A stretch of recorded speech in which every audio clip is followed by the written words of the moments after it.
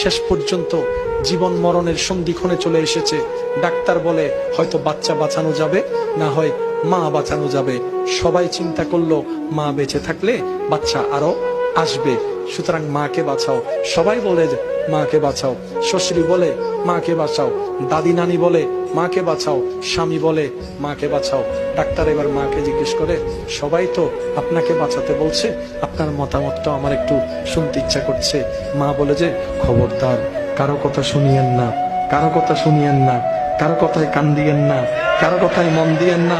যে যাই বলুক, ডাক্তার গো আপনি আমাকে না, আমার সন্তানকে বাঁচান, আমার সন্তানকে বাঁচান, আমার সন্তানকে বাঁচান।